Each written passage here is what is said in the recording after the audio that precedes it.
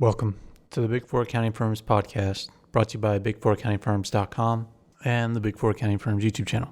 Before we get started, just wanted to remind everybody to support us if you have a chance or if you can. Even $1 helps, and we have a link in the description to a website called Buy Me a Coffee. It's just a way to donate to us and support us. Again, any amount is helpful so that we can keep putting out content.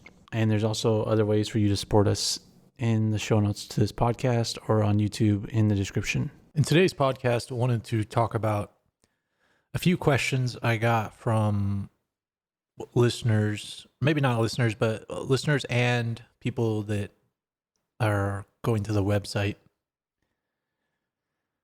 The first one was somebody who works at KPMG.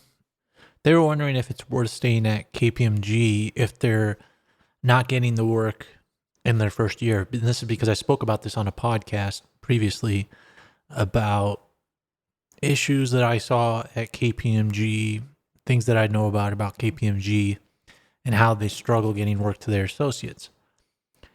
And the advice that I gave the person, well, I think it's your career, right? You have to make the decision yourself, but in your first year in an accounting firm, the way it should work is you should be getting tons of work. You should be over 100% utilization. This means you should be working more than 2,000 hours a year on client projects. And you should be learning because that's the beginning of your career. This is how you're going to mold the rest of your career. And if you're in one of these groups where you're not getting work, and it happens sometimes, right? You start out, they hire too many people, maybe COVID hit, and you don't have enough work. And that's fine, but you should kind of get the feel for that. But you shouldn't be there sitting too long without any work. And you got to think about it too, because 5-6 months into a year, that's half of the performance year, because the Big Four have year-long performance years. So you should be getting work by then. Otherwise, you're not going to have a high enough utilization, and you're just going to be getting meets recommendations for your year-end performance. So you should be looking elsewhere. You need to be learning in those first few years. Otherwise, you're going to be really far behind. And I recommend the person, maybe look outside. Don't leave until you have a job, because it's going to be really hard to get a job if you quit and you're only there for 5 months. However, if you're looking for a job, you can quit KPMG once you get the job. And you should work at a company that's really good, like a big name company, maybe Amazon, Google, or the equivalent in whatever country you are, the equivalent large company, preferably in a large department so you can learn from other smart people. You don't necessarily want to get stuck in a small department in industry, because if you have a bad supervisor, then that's just going to mold your whole career. So that's one route. You can go to another Big Four accounting firm if possible. Maybe a smaller accounting firm. You just got to feel it out, but you shouldn't be sticking around. That's my personal advice. You got to figure out what's right for you. It's your career. Shouldn't be sticking around a place where they can't find you work as an associate. And another reason I wanted to talk about this is because this is going to happen more and more, because they're automating the lower level stuff, especially in audit. Because what used to happen is you got your red pencil and you tied supporting documents out to the financial statements, or supporting documents to a summary file. You'd make a bunch of notes in the file. And now a lot of that's just not being done. Copy and pasting procedures from prior year. It's just a lot of the lower level stuff is being automated, or it's being outsourced to India. So the lower level work that used to keep associates busy isn't there as much. And in my experience, KPMG, from what I saw and people I've spoken to, was one of the worst firms at getting work to associates. Because you should be keeping them busy. They should be over 100% utilized. This is the model of the Big Four, or used to be the model of the Big Four. But so all that lower level work that kept people busy is going away. And the better, higher level work that gets pushed down now kind of stops at senior associate, because the senior associates want to get enough work for themselves to, number one, stay busy, number two, learn and increase their profile, increase their resume. So this isn't necessarily one unique issue to KPMG, something to consider, and you have to feel it out yourself. If you feel like you could still make a career out of it, if you can still get a good performance review, then pursue it. But if you can't, then you got to make some decisions there. But also,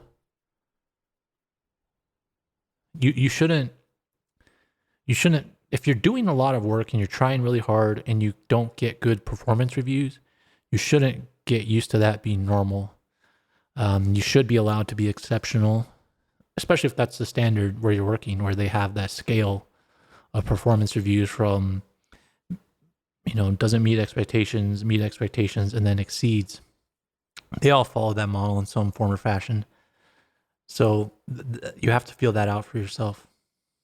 And then the second question that I received from somebody is, what are the differences between the big four accounting firms? Because this person's child had received an offer from 3 of the accounting firms, and they didn't know which one to choose. And they didn't really give me that much information. I reached out, didn't get an answer back in time, but it depends. It depends on a lot of things. Depends on the line of service. It depends on the region, country, etc. But I'll go generally for people about the differences between the big four accounting firms from a high level, but there's still more investigation that you can do yourself. And especially if you know a specific line of service and like sub-industry that you want to go into, there's a lot of research you can do. But generally, Deloitte has the largest consulting department. So if you want to get in consulting, that might be the best place for you. I would advise people that want to get into consulting in the big four to apply there, but this person already received offers, so they don't have to necessarily worry about getting an offer. But Deloitte is the largest and probably most prestigious consulting firm out of the big four accounting firms. There's other consulting firms out there. As far as audit, PwC is going to be the best because they have the most audits. And that's going to be true in the US, but it's also going to be true globally, because if they have the largest audits, they audit the largest public companies, which are global firms. But also they have the most financial service companies, and that's how they're the biggest audit firm. So if you want to be financial services, work in audit, PwC would be the place to grow your experience and face tough accounting issues. As far as tax, it's going to be PwC again, because PwC has the largest tax group. They're going to have the largest network. They're going to be advising the most clients.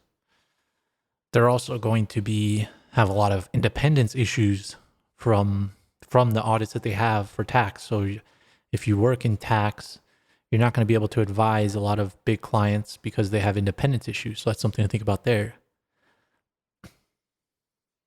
And then as far as E&Y, a reason if you're an audit, you might want to go to E&Y is because they have the largest tech companies, and that would be on the west coast of the US and most likely extending around the globe. And then KPMG, you got to remember KPMG is the smallest big four accounting firm. And a reason you might want to work there is because maybe they have an exceptional office in your region. But other than that, you got to have a really good reason to want to work there if you have offers at the other places. Because KPMG, unless there's specific partners that are exceptional, to me, there's nothing stands out. And even if there are partners that are exceptional there, there's enough counterbalancing things that if you have offers elsewhere, I might consider those over that. And that's just my personal view on that. And then E&Y, like we said, E&Y is technology focused. Deloitte has the consulting, PwC, financial services, audit, tax. So those are pretty. And I think if you're going to try to establish your brand in the big four accounting firms and you are able to, you should try to get Deloitte and PwC. And another reason I say that is because they're the two largest accounting firms, but I also think they're the best for employees, in my opinion. but they're the two largest accounting firms. You put them on your resume, you're going to be that much more respected. So I would focus on that if you can, unless you want to get into the tech accounting world. Then I would strongly consider E&Y as well. But that's my high level view on the differences between the big four accounting firms. And there's some other differences too, right? Like another thing E&Y is known for is underbidding projects. They bid lower.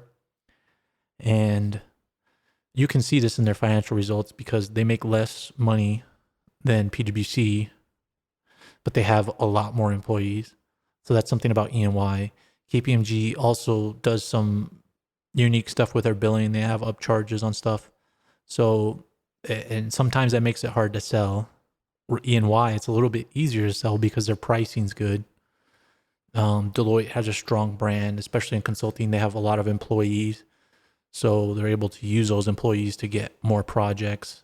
They have the AI Institute at Deloitte, so if you want to get artificial intelligence and you're looking at the big four, Deloitte would be something to consider.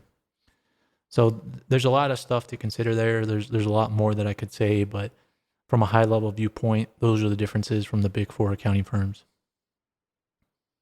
So those are a couple questions I wanted to discuss today. If you want to send us a question, maybe comment on YouTube, you could send us an email. There's contact information in the show notes and our website. So if you want to send us a question, you can send us a question, and make sure to subscribe to this podcast. Support us financially through the Buy Me a Coffee link in the show notes to this podcast, and subscribe to our YouTube channel. Thanks for listening.